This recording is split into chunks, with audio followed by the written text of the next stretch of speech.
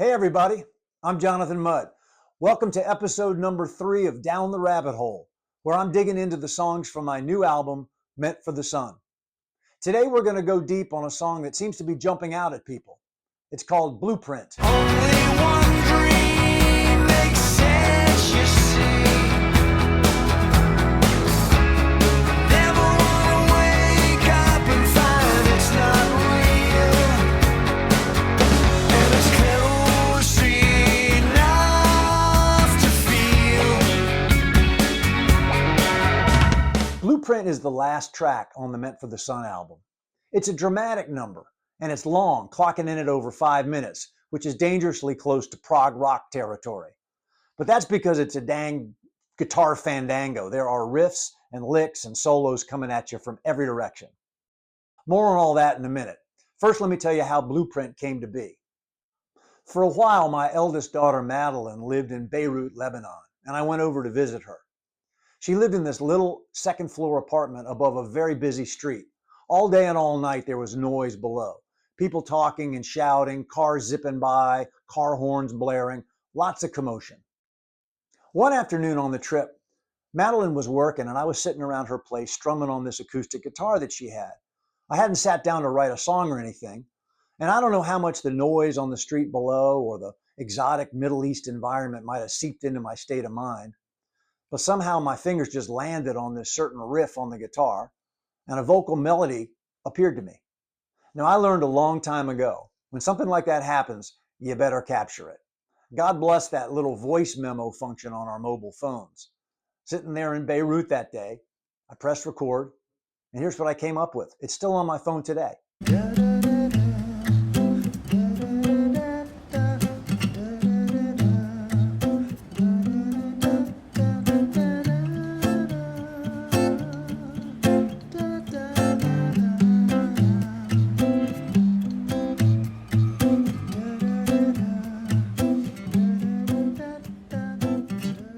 There's been a lot of water under the bridge since that trip to Beirut, and the song that would ultimately become Blueprint has gone through a whole lot of iterations. In the end, I decided to write Blueprint about how people can sometimes get imprisoned by the idea of what their life is supposed to be. And if it doesn't work out that way, they somehow feel like it's some kind of cosmic mistake that needs to be corrected. Once I'd written the lyrics and the music for Blueprint and had come up with an arrangement that I thought was pretty cool, I started on the recording process. And boy, that was a doozy. This song took a long time to record.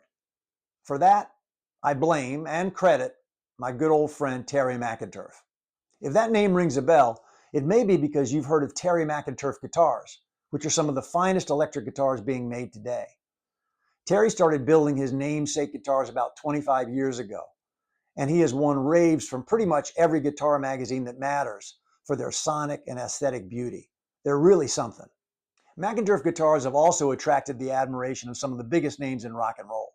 Eric Clapton, Jimmy Page, Marshall Crenshaw, the guys from Aerosmith, Los Lobos, Linkin Park, all of them are proud owners of McInturff guitars.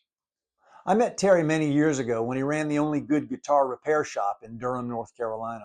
What I discovered is that Terry's way more than a great guitar tech and luthier.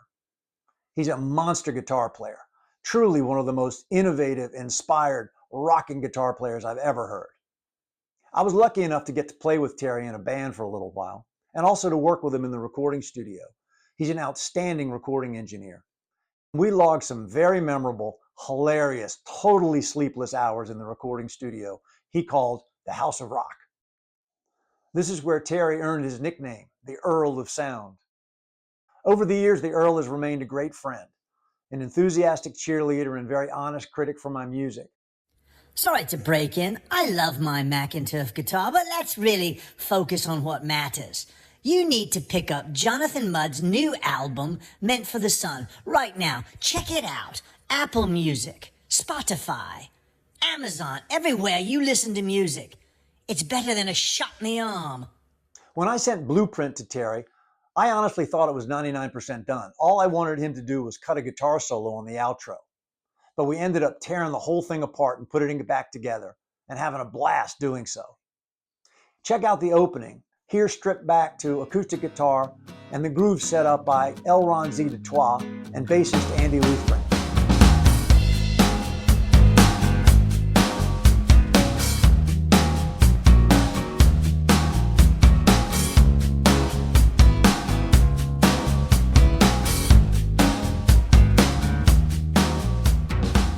Now I dig that, but it's the guitars that Terry and I layered on top that really make Blueprint special. First I laid down this chunky, agitated guitar riff, which appropriately enough, I played on my Frankencaster, a guitar that Terry had put together from parts many years ago.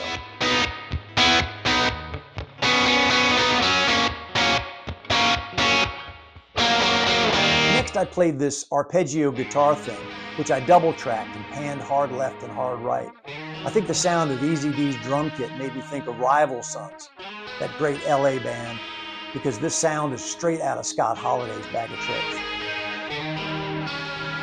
Now we move into the pre-chorus. Check out the parts that Terry came up with to lay on top of my chugging simple rhythm guitar part.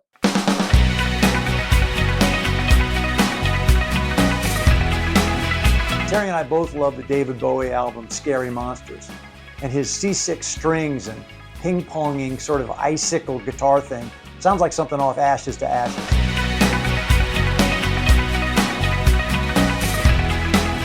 Next, how about Terry's call and response guitar licks on the chorus? He said he cut them as a joke, but I love them and I kept them. They sound like something that In Excess would put on one of their great records.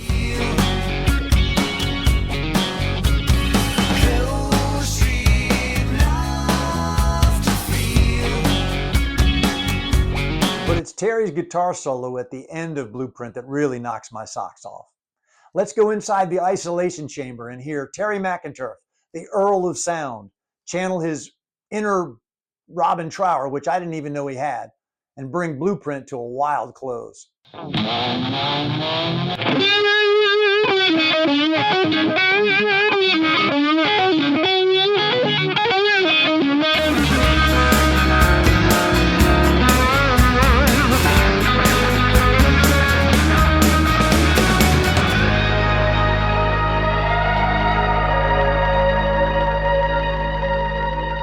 Well, folks, there it is. We've come a long way from Beirut, but we managed to bring Blueprint home. I hope you enjoyed digging into it a little bit. And thanks for watching this episode of Down the Rabbit Hole. If you enjoyed it, click the button below, subscribe, leave a comment. I'll be back soon with another episode of Down the Rabbit Hole, where we'll dig into another track from my new album, Meant for the Sun. There's a picture of you